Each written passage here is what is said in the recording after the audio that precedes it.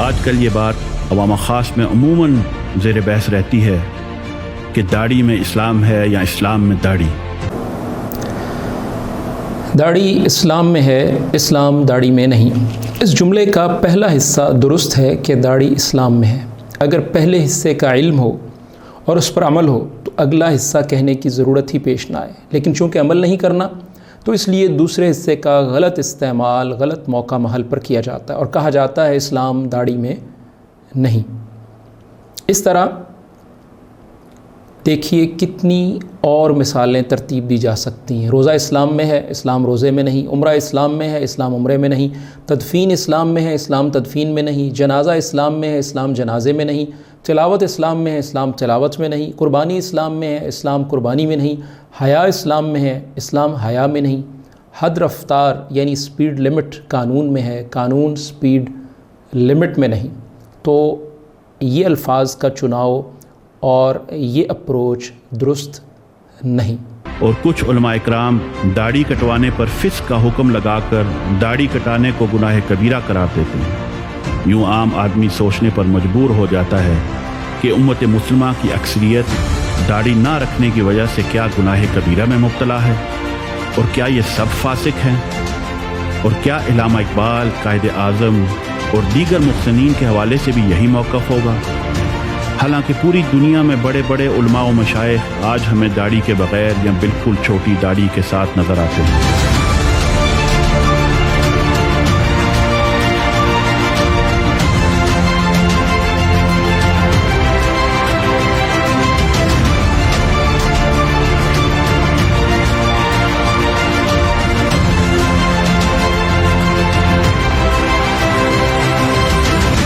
اس سارے معاملے کی حقیقت آخر کیا ہے؟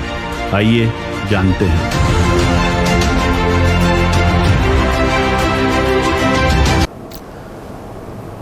فرشتے گناہ نہیں کرتے کیونکہ وہ حکم الہی کے پابند ہوتے ہیں۔ عصمت انبیاء کا تقاضا ہے کہ نبیوں کی خطا پر فوراً اللہ رب العالمین درستی فرما دیتے ہیں۔ کیا مسلمانوں کی سیاسی شخصیات، چند مذہبی رہنما، لیڈر، کھلاڑی، سپورٹس مین، ایتھلیٹس غلطی اور گناہ سے پاک ہیں؟ یقیناً نہیں۔ تو پھر ان سے غلطی اور گناہ کا صدور ممکن ہے۔ اب ہم چند شخصیات کا ذکر کرتے ہیں جنہوں نے بڑی داڑھی کو اپنایا۔ ان شخصیات میں آپ کو مختلف مکاتب فکر کے علماء دکھائی دیں گے تاکہ واضح ہو کہ مختلف مسالک اور مکاتب فکر بھی داڑھی بڑھانے کے قائل ہیں۔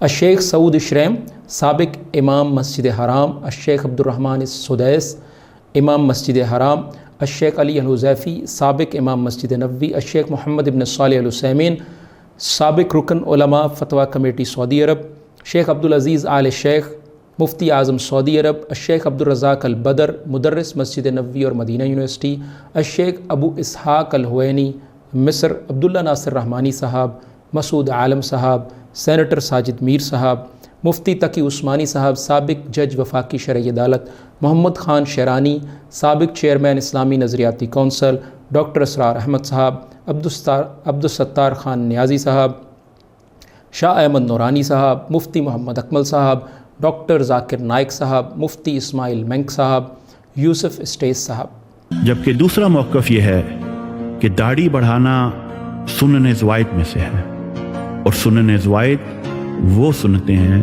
جن کا تعلق نبی کریم صلی اللہ علیہ وسلم کی عادات مبارکہ سے ہے، جیسا کہ زلفیں رکھنا، سرما لگانا، امامہ پہننا، جبہ پہننا وغیرہ۔ اور ایسی سنتوں پر عمل کرنا ثواب کا باعث تو ہوتا ہے، لیکن ان پر عمل نہ کرنا گناہ کا باعث نہیں ہوتا۔ یعنی ان علماء کے نزدیک داڑھی رکھنا ایک مستحب سنت یعنی پسندیدہ عمل ہے، اور اگر داڑھی نہ رکھی جائے تو اس میں کوئی حرج نہیں ہے۔ ویڈیو میں سنن زوائد اور سنن عادیہ کے تذکرے پر زور دیا گیا، لیکن ایک بھی حدیث ایسی نہیں پیش کی گئی جس میں بیان کردہ سنن زوائد یا سنن عادیہ کے ساتھ داڑھی کا بھی تذکرہ ہو، یعنی زلفوں کے ساتھ یا سرما کے ساتھ یا امامہ کے ساتھ یا جبہ کے ساتھ داڑھی کا بھی اکٹھا ذکر ہو۔ کوئی ایک حدیث ایسی بیان نہیں کی جس سے اندازہ ہو کہ داڑھی کا حکم بھی ان چاروں جیسا ہے، بلکہ ایک بھی حدیث ان چاروں امور کی اہمیت یا فضیلت یا داڑھی کے حکم سے مماثلت کے بارے میں بیان نہیں کی گئی، بس بلا دلیل ریٹرک اور بیانیہ یہی تھا کہ داڑھی سنن زوائد میں سے ہے۔ اس موقف کے قائلین یہ دلائل پیش کرتے ہیں کہ اللہ کے حبیب صلی اللہ علیہ وسلم نے جو داڑھی بڑھانے کا حکم فرمایا ہے، مشرکین کی مخالفت کرو، داڑھیاں بڑھاؤ اور مونچھیں کٹاؤ، اس سے داڑھی کا واجب ہونا ثابت نہیں ہوتا، کیونکہ یہ حکم استحباب کے لیے ہے، یعنی داڑھی بڑھانا مستحب ہے نہ کہ واجب، کیونکہ ایسا حکم جس کا انحصار کسی علت پر ہو، یعنی کسی خاص وجہ کی بنا پر وہ حکم دیا جائے، تو لازمی نہیں کہ وہ اس عمل کو واجب کرنے کے لیے ہو، جیسا کہ آپ صلی اللہ علیہ وسلم نے ارشاد فرمایا خالف المشرکین، یعنی نبی کریم صلی اللہ علیہ وسلم نے داڑھی بڑھانے کا جو حکم ارشاد فرمایا، اس کی علت اور وجہ یہ تھی کہ اس سے یہود و نصارہ، مجوس اور مشرکین کی مخالفت کی جائے، اور چونکہ داڑھی کا حکم ان سب کی مخالفت کی خاطر دیا گیا، لہذا یہ علت اور وجہ ہی اس بات کی دلیل ہے کہ داڑھی بڑھانے کا حکم اس کو واجب کرنے کے لیے نہیں ہے، بلکہ یہود و نصارہ، مجوس اور مشرکین کی مخالفت کے لیے ہے۔ اور اصول بھی یہی ہے کہ لباس و خلیہ وغیرہ کے معاملہ میں یہود و نصارہ، مجوس یا مشرکین کی مخالفت واجب نہیں ہوتی، جبکہ ان کے عقائد اور شعار میں ان کی مخالفت واجب ہے۔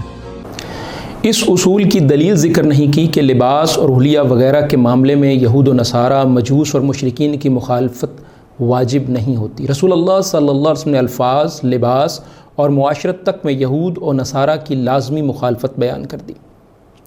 نمبر 1، اللہ رب العالمین نے صحابہ رضی اللہ عنہم کو رائنا کہنے سے منع کر کے یہود سے الفاظ اور کلام میں مشابہت سے روک دیا، اور یہ مستحب نہیں بلکہ واجب امر تھا۔ یا ایھا الذین آمنوا لا تقولوا راعنا وقولوا انظرنا واسمعوا وللکافرین عذاب علیم، اے لوگو جو ایمان لائے تم راعنا مت کہو اور انظرنا کہو اور سنو، اور کافروں کے لیے دردناک عذاب ہے۔ سورۃ البقرہ آیت 104۔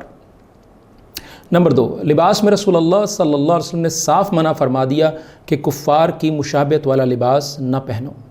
عبداللہ ابن عمرو ابن عاص رضی اللہ عنہ نے کہا کہ رسول اللہ صلی اللہ علیہ وسلم نے مجھے گیروے زرد رنگ کلوتھس ڈائڈ ان سیفرون، یعنی اس رنگ کے 2 کپڑے پہنے ہوئے دیکھا، تو آپ صلی اللہ علیہ وسلم نے فرمایا یہ کافروں کے کپڑے ہیں، تم انہیں مت پہنو۔ صحیح مسلم 2077 اور مفصل نمبرنگ کے مطابق 5434۔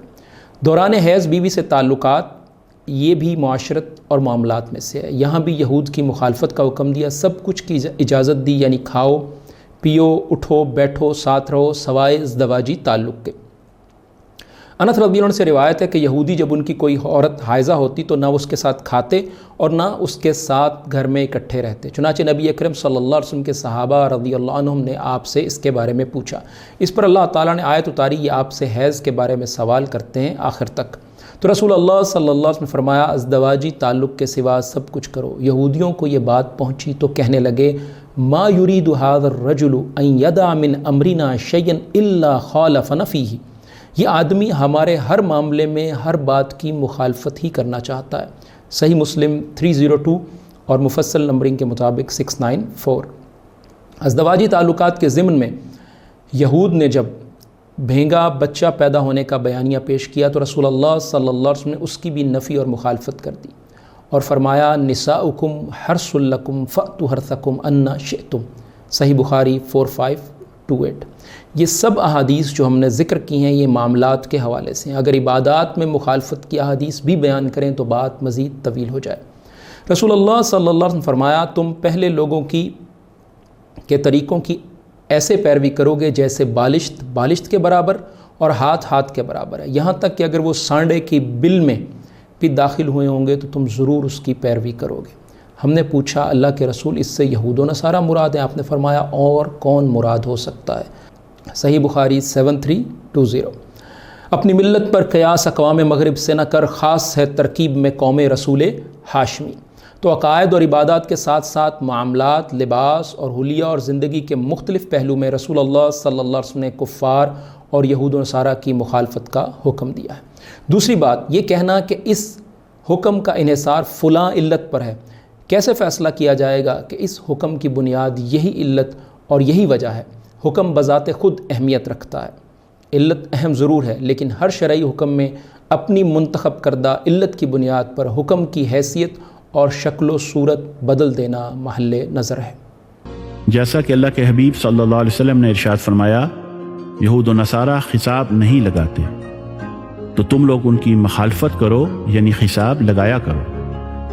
اب یہاں پر بھی اللہ کے حبیب صلی اللہ علیہ وسلم نے حساب لگانے میں یہود و نصارہ کی مخالفت کا فرمایا ہے، یعنی بالوں کو رنگنے کا باقاعدہ حکم دیا ہے، لیکن اس کے باوجود کسی بھی عالم نے بالوں کو رنگنے کو واجب قرار نہیں دیا، اور ہم سب یہ جانتے ہیں کہ بالوں کو رنگنا واجب نہیں ہے۔ بالوں کے رنگنے کا مقصد یہ نہیں تھا کہ انہیں بغیر سفیدی کے ہی خضاب لگا لیا جائے، بلکہ سنت میں جو حکم وارد ہے اس سے مراد تو یہ ہے کہ سفیدی کو تبدیل کیا جائے اور اس میں یہودیوں کی مخالفت کی جائے، کیونکہ نبی کریم صلی اللہ علیہ وسلم کا فرمان ہے کہ بال کی سفیدی خضاب کے ذریعے بدل ڈالو اور یہود کی مشابہت نہ اختیار کرو۔ جامع ترمذی 1752 اور محدث الالبانی نے اسے صحیح کہا ہے۔ مزید یہ کہ رسول اللہ صلی اللہ علیہ وسلم کے بارے میں آتا ہے کہ انس ابن مالک رضی اللہ عنہ سے نبی کریم صلی اللہ علیہ وسلم کے بالوں کے خضاب کے بارے میں سوال کیا گیا، تو انہوں نے کہا رسول اللہ صلی اللہ علیہ وسلم کے سر مبارک میں جو سفید بال تھے اگر میں انہیں گننا چاہوں تو گن لیتا۔ انہوں نے کہا رسول اللہ صلی اللہ علیہ وسلم نے بالوں کو رنگ نہیں لگایا، اور ابو بکر رضی اللہ عنہ نے مہندی اور قطم کو ملا کر بالوں کو رنگ لگایا، اور عمر رضی اللہ عنہ نے خالص مہندی کا رنگ لگایا۔ صحیح مسلم 6076۔ تو گویا اس حدیث سے خضاب کے حکم کے بارے میں مزید وضاحت مل گئی کہ رسول اللہ صلی اللہ علیہ وسلم نے اپنے سفید بالوں میں خضاب نہیں لگایا، جس سے خضاب کے استحباب کا معاملہ واضح ہو گیا۔ احادیث کے الفاظ کے فرق کی بنا پر ہی علماء نے داڑھی کو واجب قرار دیا اور خضاب کو مستحب قرار دیا۔ ایسے ہی نبی کریم صلی اللہ علیہ وسلم نے فرمایا، ہمارے روزے اور اہل کتاب کے روزے کے درمیان فرق سحری کھانے کا، یعنی مشابہت سے بچنے کے لیے سحری کا حکم ہے، اس کے باوجود سحری واجب نہیں بلکہ مستحب اور پسندیدہ عمل ہے۔ لہٰذا معلوم ہوا کہ ہر معاملے میں مخالفت واجب نہیں ہوتی۔ ایسے ہی اللہ کے حبیب نے جب داڑھی بڑھانے کا ارشاد فرمایا تو یہ حکم یہود و نصارہ، مجوس اور مشرکین کی مخالفت کے لیے تھا۔ رسول اللہ صلی اللہ علیہ وسلم نے فرمایا ہمارے اور اہل کتاب کے روزوں کے درمیان فرق سحری کھانا ہے۔ سنن نسائی 2166 اور محدث الالبانی نے صحیح کہا ہے۔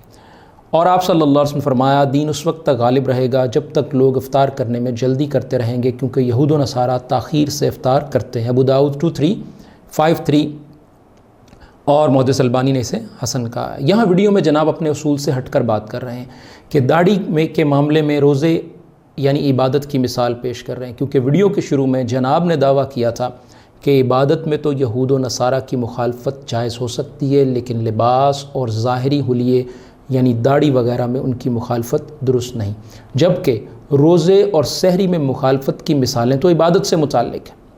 جیسے رسول اللہ صلی اللہ علیہ وسلم نے جوتوں میں نماز ادا کرنے کی اجازت دی، فرمایا یہود کی مخالفت کرو، یہ لوگ اپنے جوتوں یا موزوں میں نماز نہیں پڑھتے۔ سنن ابی داؤد 652۔ دوسری بات، مخالفت کا حکم کہاں لازم اور واجب کے درجے میں ہے اور کہاں استحباب کے درجے میں، یہ بھی حدیث کے الفاظ سے معلوم ہوگا۔ بہت اہم بات، داڑھی کے لیے تو ابن عمر رضی اللہ عنہ نے حدیث بیان فرمائی کہ رسول اللہ صلی اللہ علیہ وسلم نے ہمیں مونچھیں کٹوانے اور داڑھیاں بڑھانے کا حکم دیا۔ جامع ترمذی 2764 اور محدث البانی نے اسے صحیح کہا۔ اب ایسے حکم کے الفاظ، امرنا کے الفاظ سحری اور خضاب کے بارے میں نہیں ملتے۔ جب حدیث کے الفاظ میں فرق ہے تو حکم میں بھی فرق ہے۔ اب آئیے دیکھتے ہیں کہ دور حاضر میں کٹر یہود و نصارہ، کٹر مجوس اور کٹر مشرکین کا حلیہ کیسا ہے۔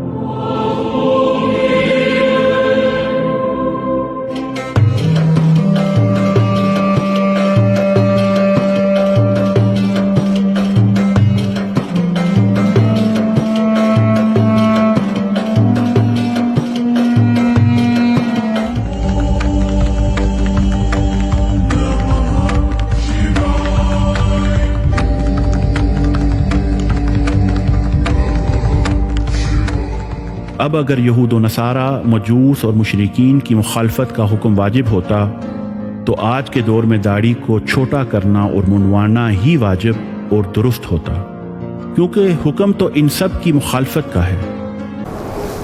کہ رسول اللہ صلی اللہ علیہ وسلم کے دور میں یہود، نصارہ اور مجوس کے مذہبی رہنماؤں کا داڑھی کے حوالے سے طرز عمل آج سے مختلف تھا؟ اگر جناب کہتے مختلف تھا تو اس کی دلیل پیش نہیں کی۔ اگر مختلف نہیں تھا تو پھر اس قدر چونکا دینے والے ڈرامائی انداز کو اختیار کر کے ان کا موجودہ حلیہ نمایاں کرنے کی کیا ضرورت تھی؟ جی، ضرورت یہ تھی کہ مسلمانوں کو داڑھی سے بدزن اور برگشتہ کیا جائے۔ یہود، نصارہ اور مجوس کے مذہبی رہنماؤں کی ماضی کی مذہبی اور تاریخی روایت کا ذکر ہی نہیں کیا اور کہا آئیے دیکھتے ہیں کہ دور حاضر میں کٹر یہود و نصارہ، کٹر مجوس اور کٹر مشرکین کا حلیہ کیسا۔ دوسری بات، حالیاً یہود، نصارہ اور مجوس کے مذہبی رہنماؤں کے ہاں داڑھی بڑھانے کی روایت بھی موجود ہے، اور اسی طرح ان مذہبی رہنماؤں میں داڑھی کٹوانے والوں کی تعداد بھی کافی ہے۔ عیسائیوں کے پوپ، بشپ اور پادری، اور یہودیوں کے مذہبی رہنما ربی، اور مجوس زرتشت کے مذہبی رہنما ارواد، ہرباد، دستور، اور ہندوؤں کے مذہبی رہنما سوامی، گرو، پرمکھ، پجاری۔ جناب یہ سب ان کے مذہبی رہنما ہیں، نہ جانے آپ کس کو کٹر کہہ رہے ہیں اور کس کو غیر کٹر، اور کس بنیاد پر کہہ رہے ہیں، اس راز کو بھی کھول دیجئے۔ تیسری بات، رسول اللہ صلی اللہ علیہ وسلم نے داڑھی بڑھانے اور مونچھیں کٹانے کا حکم دیا۔ جب یہ دونوں کام بیک وقت ہوں گے تو ایک جانب داڑھی اور مونچھیں دونوں کو بڑھانے والے یہود، نصارہ اور مجوس کے مذہبی رہنماؤں کی مخالفت ہو جائے گی، اور دوسری جانب یہود، نصارہ اور مجوس کے داڑھی کٹوانے والے اور مونچھیں بڑھانے والے مذہبی رہنماؤں اور عوام کی مخالفت ہو جائے گی۔ یعنی جب فرمان رسول صلی اللہ علیہ وسلم کے مطابق داڑھی بڑھائی جائے گی اور مونچھ کٹوائی جائے گی تو اس کے علاوہ جتنی صورتیں ہوں گی ان سب کی مخالفت ہو جائے گی۔ جبکہ اس دور میں یہود و نصارہ، مجوس تو ایک طرف، مشرکین اور بدعقیدہ دہشت گرد اور شدت پسندوں نے بھی داڑھی بڑھا لی ہے۔ دہشت گرد اور شدت پسند بے ریش بھی ہوتے ہیں اور باریش بھی۔ یہ کوئی تحقیق شدہ بات نہیں یا حقیقت نہیں کہ صرف داڑھی والے ہی دہشت گرد ہیں۔ امریکہ میں فائرنگ سے پبلک میسیکر کے دہشت گردی کے جتنے واقعات ہوئے کیا داڑھی والوں نے کیے؟ سری لنکن تامل ٹائیگرز، کیا یہ سب داڑھیوں والے تھے؟ فلسطینیوں کے خلاف دہشت گردی کرنے والے کیا سب داڑھی والے ہیں؟ 2011 میں ناروے میں 70 سے زائد افراد کو قتل کرنے والا دہشت گرد بریوک کیا باریش تھا؟ Irish republic army, fighters for the freedom of Israel اور دوسری جنگ عظیم کے بعد اور سرد جنگ کے دور کی تمام غیر مسلم مسلح مزاحمتی تحریکیں اور تنظیمیں کیا داڑھی والوں پر مشتمل تھیں؟ کہ ام المؤمنین سیدہ عائشہ صدیقہ رضی اللہ عنہا فرماتی ہیں کہ نبی کریم صلی اللہ علیہ وسلم نے فرمایا 10 چیزیں فطرت میں سے ہیں: مونچھیں کتروانا، داڑھی بڑھانا، مسواک کرنا، ناک میں پانی چڑھانا، ناخن تراشنا، انگلیوں کے جوڑوں کو دھونا، بغل کے بال اکھیڑنا، زیر ناف بال مونڈنا، پانی سے استنجا کرنا۔ یعنی داڑھی بڑھانا بھی ان تمام چیزوں کی طرح فطرت میں سے ہے، اور اگر اس حدیث سے داڑھی بڑھانا واجب ثابت ہوتا تو باقی 9 کام بھی واجب ہوتے، جبکہ ہم سب جانتے ہیں کہ ان میں سے ہر ایک عمل مستحب اور پسندیدہ ہے۔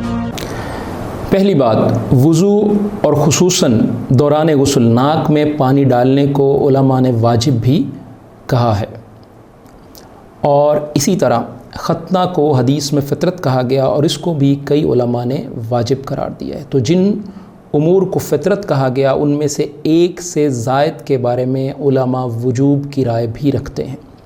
دوسری بات، داڑھی بڑھانے اور مونچھ کٹوانے کو صرف فطرت ہی نہیں کہا گیا بلکہ یہود و نصارہ کی مخالفت کے الفاظ بھی حدیث میں موجود ہیں، اور رسول اللہ صلی اللہ علیہ وسلم نے داڑھی بڑھانے کا حکم بھی دیا۔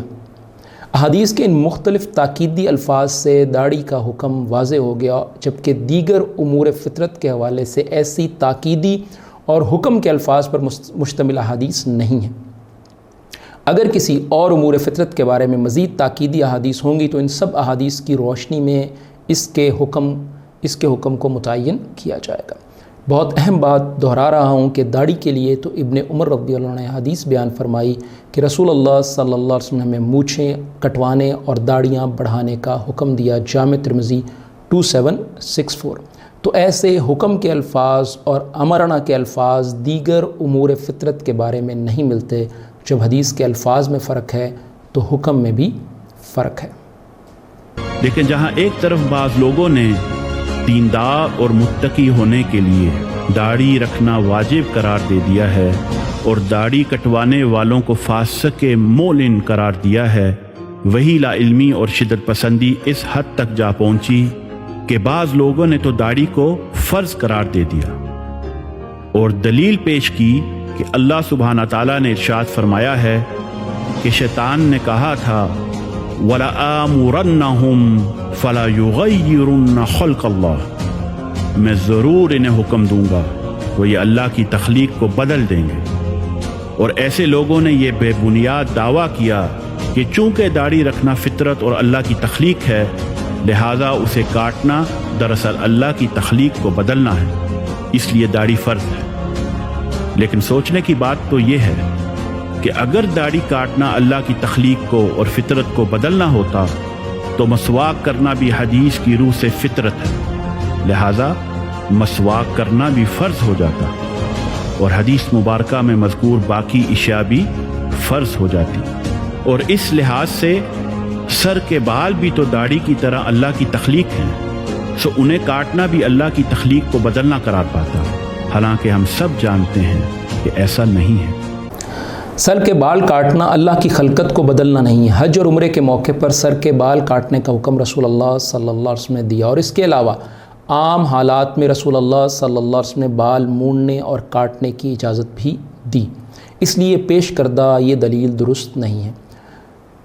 دوسری بات، عورتوں کی مشابہت کرنے والوں پر رسول اللہ صلی اللہ علیہ وسلم نے لعنت کی ہے، اور ظاہر ہے کہ عورت کی داڑھی نہیں ہوتی، نہ اس کو داڑھی آتی ہے، تو مرد کے چہرے پر آئی ہوئی داڑھی کو منڈوا کر اپنا چہرہ عورت کے چہرے جیسا بنانا یہ درست نہیں ہے۔ رسول اللہ صلی اللہ علیہ وسلم نے ان مردوں پر لعنت کی ہے جو عورتوں کی مشابہت اختیار کریں، اور ان عورتوں پر بھی لعنت کی ہے جو مردوں کی مشابہت کرتی ہیں۔ صحیح بخاری 5885۔ لہٰذا ایسا موقف رکھنا شدت پسندی کے سوا کچھ نہیں، کیونکہ یہ آیت مبارکہ دراصل ان لوگوں کے بارے میں نازل ہوئی جو زمانہ جاہلیت میں غلاموں اور جانوروں کے جنسی اعضاء کو نکارا کر کے اللہ کی تخلیق میں ایسی مستقل تبدیلی کر دیتے تھے جس کو اپنی اصلی حالت میں واپس لانا ممکن نہیں تھا۔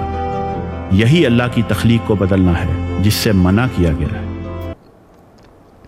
اس آیت کو صرف غلاموں اور انسانوں کے اعضاء تک محدود کر دینا درست نہیں، کیونکہ داڑھی اللہ کی تخلیق ہے، روز شیو کرنے کے باوجود اگتی ہے، اور صرف مردوں کے چہروں پر اگتی ہے، عورتوں کے چہروں پر نہیں اگتی۔ تو داڑھی مڈانے کو جن علماء نے تغییر لخلق اللہ کی تخلیق میں تبدیلی کہا ہے، انہوں نے درست کہا ہے۔ اب اس آیت مبارکہ سے داڑھی کو فرض ثابت کرنا قرآنی آیات کا غلط مفہوم نکالنے کے مترادف ہے، کیونکہ اگر داڑھی فرض ہوتی اور اسے کٹوانا فعل حرام ہوتا اور ایسا کرنے والا گناہ کبیرہ کا مرتکب ہوتا تو ایسا فعل کرنے پر کوئی سزا ضرور مقرر ہوتی، جیسا کہ چوری کرنے پر ہاتھ کاٹنا، شراب پر کوڑے، بدکاری کرنے والے کے لیے رجم اور قتل کرنے پر سزائے موت ہے۔ لیکن اللہ کے حبیب صلی اللہ علیہ وسلم نے داڑھی نہ رکھنے پر کوئی سزا یا تنبیہ ذکر نہیں فرمائی، بلکہ پورے ذخیرہ قرآن و حدیث میں ایسی کوئی بات نہیں ملتی، اور نہ ہی نبی کریم صلی اللہ علیہ وسلم کے دور سے لے کر آج تک کسی عالم دین نے داڑھی کٹوانے پر تعزیر اور سزا کا حکم لگایا ہے۔ لہذا داڑھی بڑھانے کو فرض قرار دینا خود سے دین میں اضافہ کرنے والی بات ہے۔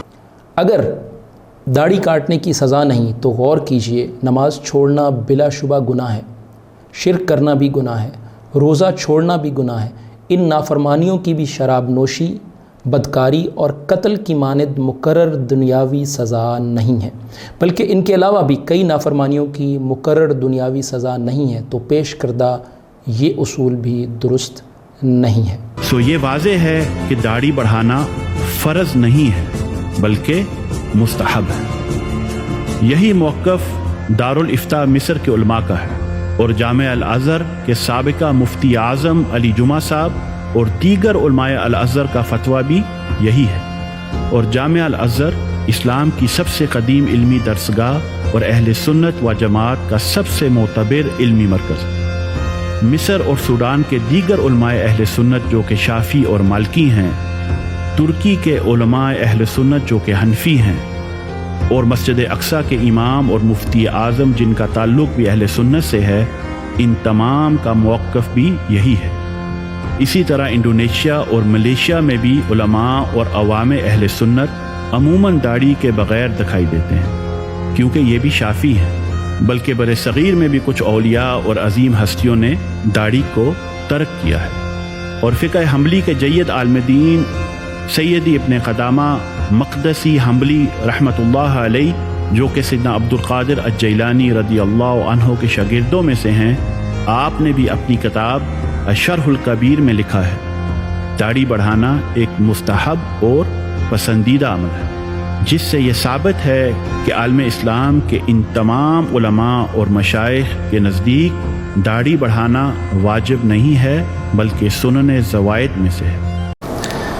پہلی بات یہ کہ جامعہ ازہر اسلام کی سب سے قدیم علمی درسگاہ نہیں۔ بعض مورخین کے مطابق جامعہ الزیتونہ تونس اور یونیسکو کے مطابق جامعہ القرویین فاس مراکش قدیم ترین درسگاہ ہے۔ جامعہ ازہر نے تو ان دونوں کے بعد جنم لیا ہے۔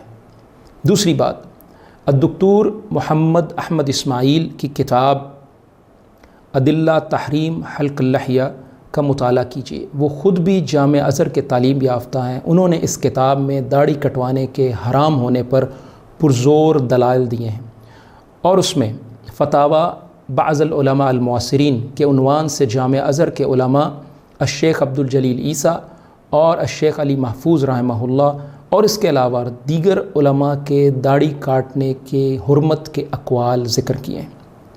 تیسری بات یہ کہ مدینہ یونیورسٹی سعودی عرب کے سابق سربراہ شیخ ابن باز رحمہ اللہ نے داڑھی کاٹنے کے ناجائز ہونے کا فتویٰ دیا، اور وہ بھی میری اس ویڈیو میں ذکر ہوا ہے۔ چوتھی بات یہ کہ سعودی فتویٰ کمیٹی نے بھی داڑھی کاٹنے کو حرام قرار دیا ہے۔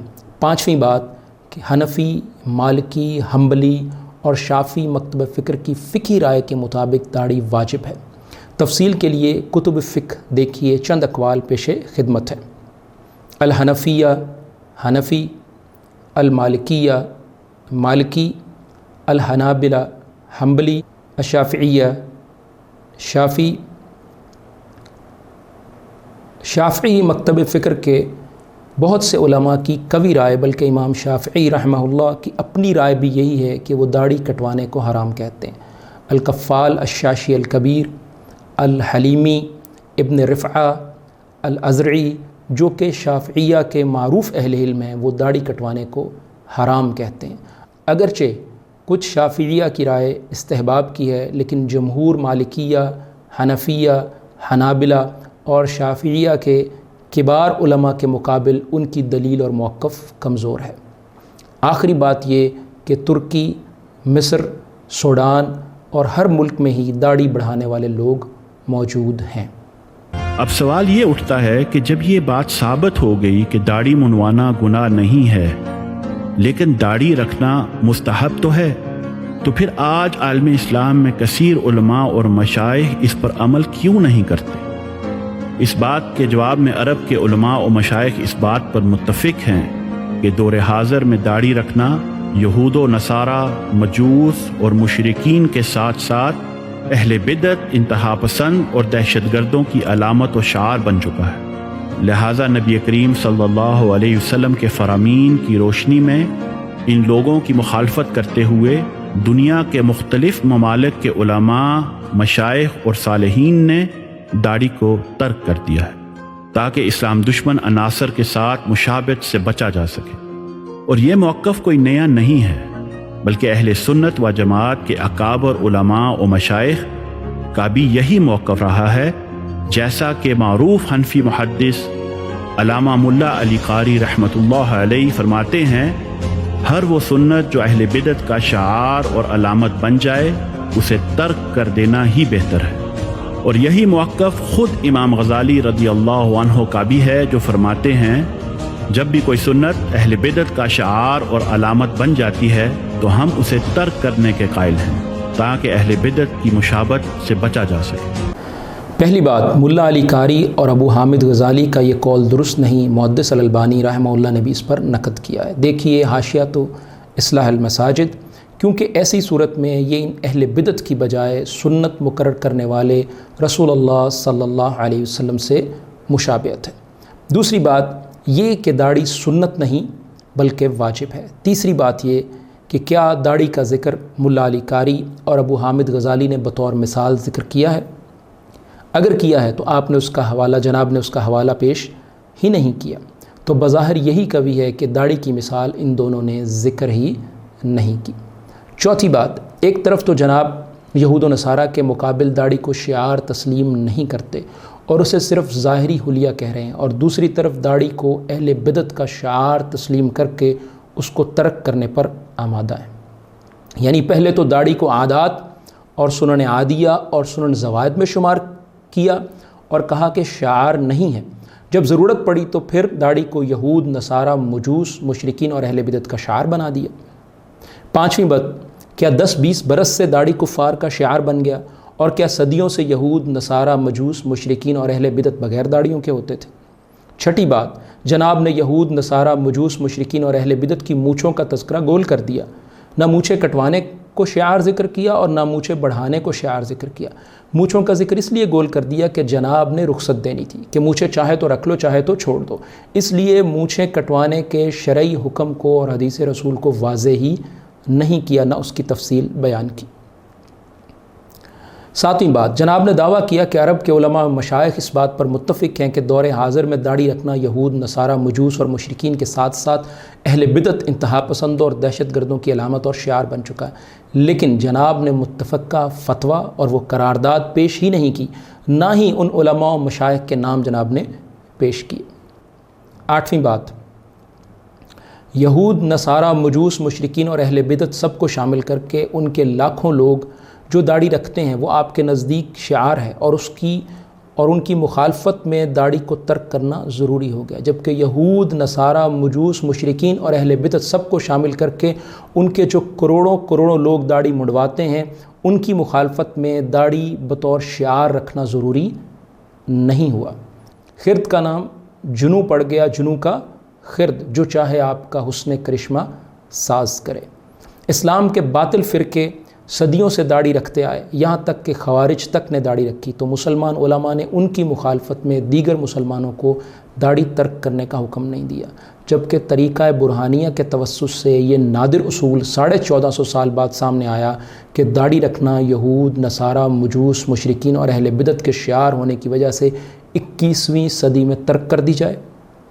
حتیٰ کہ دور حاضر میں خود اہل بیت رسول صلی اللہ علیہ وسلم کے ائمہ نے بھی اپنے جد امجد رسول کریم صلی اللہ علیہ وسلم کے حکم کے مطابق داڑھی کو ترک کرنا ہی بہتر جانا، تاکہ یہود و نصارہ، مجوس، مشرکین، اہل بدعت، انتہا پسندوں اور اسلام دشمن عناصر کی مخالفت کر کے ان کی مشابہت سے بچا جا سکے۔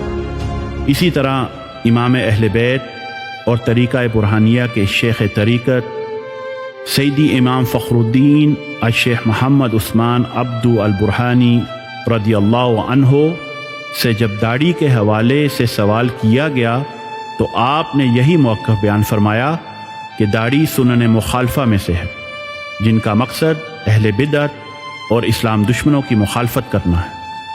لہذا دور حاضر میں جب داڑھی اہل بدعت، انتہا پسندوں اور اسلام دشمنوں کا شعار بن چکی ہے تو اسے ترک کرنا ہی بہتر ہے، لیکن آپ نے اس پر شدت اختیار نہیں کی، بلکہ داڑھی کو تقوی اور دینداری کا معیار بنا لینے سے منع فرمایا ہے۔ پہلی بات، مدینہ یونیورسٹی کے سابق استاد عبد الکریم ابن ابراہیم ابن محمد رحمہ اللہ اہل بیت رسول میں سے تھے اور داڑھی بڑھانے والے تھے۔ چند سال قبل ہی ان کی وفات ہوئی ہے۔ معجم ما یخص آل البیت النبوی کے مصنف ہیں۔ تو اہل بیت میں سے اہل علم داڑھی بڑھانے ہی کو درست جانتے ہیں۔ یاد رہے کہ اہل بیت کے ساتھ ساتھ کتاب اللہ اور حدیث رسول کو مضبوطی سے تھامنا بھی ضروری ہے۔ دوسری بات، یہ حدیث پھر دہرا رہا ہوں کہ داڑھی کے لیے تو ابن عمر رضی اللہ عنہ نے حدیث بیان فرمائی کہ رسول اللہ صلی اللہ علیہ وسلم نے ہمیں مونچھیں کٹوانے اور داڑیاں بڑھانے کا حکم دیا۔ جامع ترمذی 2764۔ تیسری بات، الشیخ عبدالعزیز ابن باز رحمہ اللہ جو کہ سعودی عرب کے سابق مفتی اعظم رہے ہیں، سعودی فتویٰ کمیٹی کے اور مجلس بحوث علمی اور رابطہ عالم اسلامی کے زیر انتظام المجمع الفقہی الاسلامی کے اور مدینہ یونیورسٹی مدینہ منورہ کے سابق سربراہ رہے ہیں، اور 1982 میں ان کو شاہ فیصل ایوارڈ بھی دیا گیا۔ ان سے داڑھی منڈوانے کے بارے میں سوال کیا گیا تو انہوں نے جواب دیتے ہوئے کہا، داڑھی منڈوانا اور چھوٹی کروانا حرام اور ممنوع ہے اور مسلمان کے لیے ایسا کرنا جائز نہیں۔ جب ہمیں یہ معلوم ہو گیا کہ داڑھی کے حوالے سے دو بنیادی موقف ہیں اور دونوں کے پاس دلائل موجود ہیں، لہٰذا دونوں طرف کے افراد کو شدت سے کام نہیں لینا چاہیے، اور نہ ہی داڑھی کے بڑے یا چھوٹے ہونے کو تقویٰ کا معیار بنا لینا دانشمندی ہے، بلکہ دین رحمت کے مزاج کے سراسر خلاف ہے، کیونکہ نبی کریم صلی اللہ علیہ وسلم نے فرمایا، اللہ تمہارے جسموں کو نہیں دیکھتا اور نہ ہی تمہاری صورتوں کو دیکھتا ہے، بلکہ وہ تمہارے دلوں کو دیکھتا ہے۔ پہلی بات، داڑھی کے خلاف محاذ آرائی کرنا، انبیاء کے طریقے کو کفار، انتہا پسندوں اور دہشت گردوں کا شعار قرار دینا، داڑھی رکھ کر خلاف اسلام کام کرنے والوں سے خبردار کرنے کی بجائے داڑھی سے جان چھڑا لینا، یہ سب درست نہیں۔ اگر چند قانون شکن عناصر اور سماج دشمن پولیس کی وردی کا غلط استعمال کریں تو بجائے یہ کہ ان جعل سازوں سے خبردار کیا جائے، وردی ہی سے جان چھڑا لی جائے، کیا یہ دانشمندانہ طرز عمل ہوگا؟ دوسری بات، رسول اللہ صلی اللہ علیہ وسلم کی جو حدیث آپ نے بیان کی اس کے الفاظ پر غور کیجئے، ان میں اعمال کا لفظ بھی ہے۔ ان اللہ لا ينظر الى صورکم واموالکم ولکن ينظر الى قلوبکم واعمالکم، کہ اللہ تعالیٰ تمہاری صورتوں اور تمہارے اموال کی طرف نہیں دیکھتا بلکہ وہ تمہارے دلوں اور اعمال کی طرف دیکھتا ہے۔ صحیح مسلم 6543۔ تیسری بات، آپ حدیث کے مطابق داڑھی بڑھا کر داڑھی کٹوانے والے کروڑوں افراد کی مخالفت پر آمادہ نہیں، جبکہ داڑھی بڑھانے والوں کی خود ساختہ مخالفت میں شدت اختیار کر کے داڑھی بڑھانے کے نبوی حکم کو ترک کرنے پر آمادہ ہیں۔ اور آپ صلی اللہ علیہ وسلم نے فرمایا، بے شک بدن میں ایک گوشت کا ٹکڑا ہے، جب وہ درست ہو جائے سارا بدن درست ہو جاتا ہے، اور اگر وہ بگڑ جائے سارا بدن بگڑ جاتا ہے، بلا شبہ وہ دل ہی ہے۔ یعنی تقویٰ کا تعلق دراصل ہمارے دل سے ہے، نہ کہ ہمارے ظاہری حلیہ سے ہے۔ اسی لیے تو نبی کریم صلی اللہ علیہ وسلم نے اپنے دل کی طرف اشارہ کرتے ہوئے 3 دفعہ دہرایا، التقویٰ ہا ہنا، تقویٰ تو یہاں دل میں ہے۔ رسول اللہ صلی اللہ علیہ وسلم فرمایا تقویٰ دل میں ہے، اور ساتھ یہ تو نہیں فرمایا کہ تقویٰ داڑھی نہ رکھنے میں ہے۔ تقویٰ کا مقام و محل اور شے ہے، داڑھی کا حکم اور شے ہے، دونوں ایک دوسرے کے مخالف نہیں۔ آپ یہ بتائیے کہ جن ظاہری اعمال کا رسول اللہ صلی اللہ علیہ وسلم نے کرنے کا حکم دیا وہ کرنے چاہیے کہ نہیں؟ حج میں احرام کی 2 چادریں باندھیں یا نہ باندھیں، میت کو کفن کی چادریں دی جائیں یا نہ دی جائیں، اسی طرح وضو، نماز، روزہ، زکوٰۃ، پردہ وغیرہ پر عمل کیا جائے یا نہ کیا جائے۔ بلکہ روزے کے بارے میں تو قرآن کریم میں یہ بھی کہا گیا کہ روزہ تقوی کا ذریعہ، یا ایھا الذین آمنوا کتب علیکم الصیام کما کتب علی الذین من قبلکم لعلکم تتقون، اے لوگو جو ایمان لائے ہو تم پر روزہ رکھنا لکھ دیا گیا ہے جیسے ان لوگوں پر لکھا گیا تھا جو تم سے پہلے تھے تاکہ تم تقوی اختیار کرو۔ سورۃ البقرہ آیت 183۔ لہذا داڑھی نہ ہونے کو بنیاد بنا کر کسی کو حقیر سمجھنا اور فاسق و گناہگار قرار دینا اور داڑھی ہونے پر کسی کو افضل اور متقی سمجھنا بالکل بے بنیاد اور نامناسب ہے، بلکہ درست تو اللہ کا فرمان ہے، بے شک اللہ کے نزدیک تم میں زیادہ عزت والا وہ ہے جو تم میں زیادہ تقوی والا ہے۔ اور اللہ سبحانہ تعالیٰ نے جب اولیاء کی صفات بیان فرمائیں تو کسی ظاہری چیز کا ذکر نہیں فرمایا، بلکہ فرمایا بلا شبہ اللہ کے ولیوں پر نہ کوئی خوف ہے اور نہ ہی وہ غم کرتے ہیں. یہ وہ لوگ ہیں جو ایمان لائے اور تقوی اختیار کیا، اور تقوی کا تعلق دل سے ہے. لہٰذا قرآن و حدیث سے یہ ثابت ہے کہ اللہ کا مقرب بندہ اور ولی ہونے کے لیے ظاہری حلیہ کوئی معنی نہیں رکھتا. پہلی بات، جب آپ اسکول میں یونیفارم اور ڈریس کوڈ مقرر کرتے ہیں تو کیا یونیفارم پہننے والا طالب علم اچھا طالب علم کہلاتا ہے یا یونیفارم نہ پہننے والا؟ ٹریفک کے قانون کے احترام کے لیے ظاہری رفتار اور قانون کی پابندی کرنا ہوتی ہے یا صرف دل کا احترام کافی ہوتا ہے؟ دوسری بات، اللہ رب العالمین نے قرآن کریم میں ارشاد فرمایا لیس البر ان تولوا وجوہکم قبل المشرق والمغرب ولکن البر من آمن باللہ والیوم الآخر الی آخر الآیہ، کہ نیکی یہ نہیں کہ تم اپنے منہ مشرق اور مغرب کی طرف پھیرو، لیکن اصل نیکی اس کی ہے جو اللہ اور یوم آخرت اور فرشتوں اور کتابوں اور نبیوں پر ایمان لائے. اور پھر آیت کے آخر تک جو ہے اللہ تعالیٰ نے آخر میں ذکر کیا کہ یہی لوگ تقوی والے ہیں. سورۃ البقرہ آیت 170. اب اس آیت میں اللہ رب العالمین نے نماز قائم کرنے والے، زکوٰۃ ادا کرنے والے اور عہد یعنی وعدے کو پورا کرنے والوں کو متقی کہا ہے. اب یہ سارے ظاہری عمل ہیں، تو گویا ظاہری عمل کرنے والے اس قرآن کی آیت کی روشنی میں متقی ہیں، تقوی والے ہیں.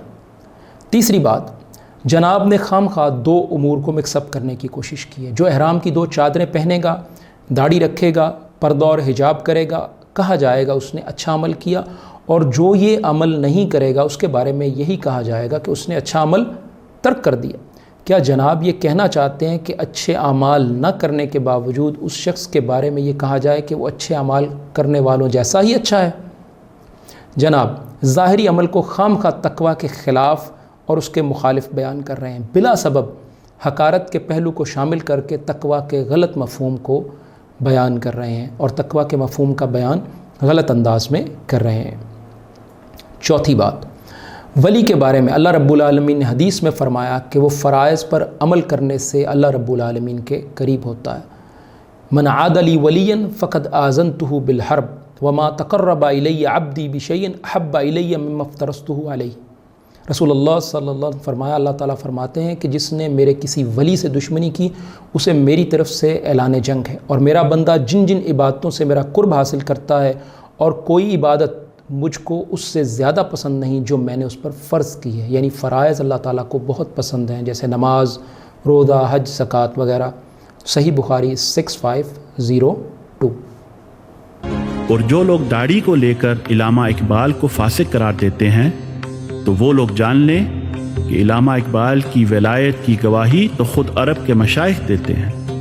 جیسا کہ امام اہل بیت سیدی امام فخر الدین رضی اللہ عنہ جو کہ اہل بیت رسول صلی اللہ علیہ وسلم سے ہیں، آپ نے 40 کی دہائی میں عربی زبان میں سیدی علامہ اقبال رضی اللہ عنہ کا معروف کلام پڑھا جو اہل بیت کی شان میں تھا. تو محفل میں موجود حاضرین اش کر اٹھے اور پوچھا کہ یہ کس کا کلام ہے؟ تو آپ نے فرمایا یہ کسی عربی کا نہیں بلکہ یہ ایک اجمی کا کلام ہے جس کا نام محمد اقبال ہے اور اس کا تعلق ہندوستان سے ہے، اور اس کلام کے لکھنے پر غوث زمان نے آپ کو ولایت عطا کی ہے. لہٰذا اللہ اگر کسی سے محبت فرماتا ہے اور اسے اپنا قرب اور اعلیٰ مقام عطا فرماتا ہے تو وہ اس شخص کا ظاہر نہیں دیکھتا بلکہ باطن اور دلی کیفیت دیکھتا ہے. پہلی بات، بہتر ہے کہ علامہ اقبال یا دیگر اہم شخصیات کے بارے میں یہ اصول ذہن میں رکھا جائے کہ یہ سب بشر تھے اور انسان تھے، انبیاء کے علاوہ کوئی معصوم نہیں. اور فرمایا کل ابن آدم خطاء و خیر الخطائین التوابون، سارے انسان خطا کار ہیں اور خطا کاروں میں سب سے بہتر وہ ہیں جو توبہ کرنے والے ہیں. صحیح ترمذی 2499 اور محدث الالبانی نے اسے حسن کہا ہے. تو تمام ابن آدم کے بارے میں یہ اس حدیث کے مطابق سوچ یہ رکھنی چاہیے کہ وہ سب غلطی کرنے والے ہیں.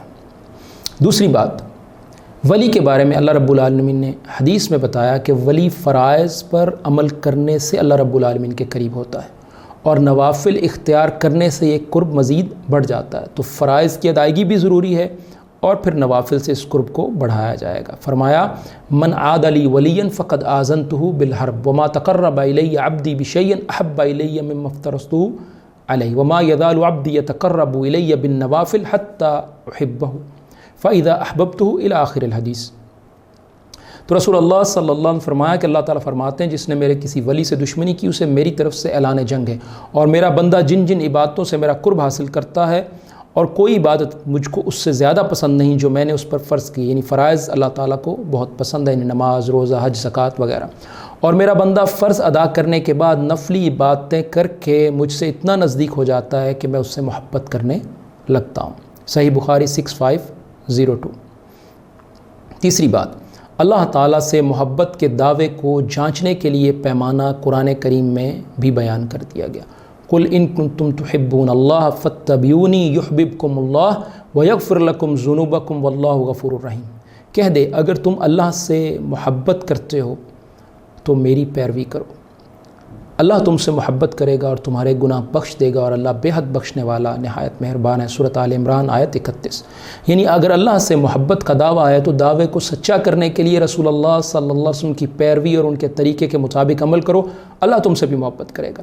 جیسے رسول اللہ صلی اللہ علیہ وسلم نے اللہ تعالیٰ کے نازل کردہ فرائض پر عمل کیا، جیسے رسول اللہ صلی اللہ علیہ وسلم نے اللہ رب العالمین کے منع کردہ حرام کو ترک کیا، اس راستے کو اور اس راہ کو اختیار کیے بغیر کوئی شخص ولی نہیں بن سکتا۔ اللہ رب العالمین ہم سب کو دین کی صحیح اور درست سمجھ عطا فرمائے اور درست سمجھ کے مطابق نبوی عمل کی توفیق عطا فرمائے۔ ہمیں تساہل پسندی اور شدت پسندی سے بچائیں، ہمیں کفار کی مشابہت اور مرعوبیت سے محفوظ رکھیں۔ آمین یا رب العالمین۔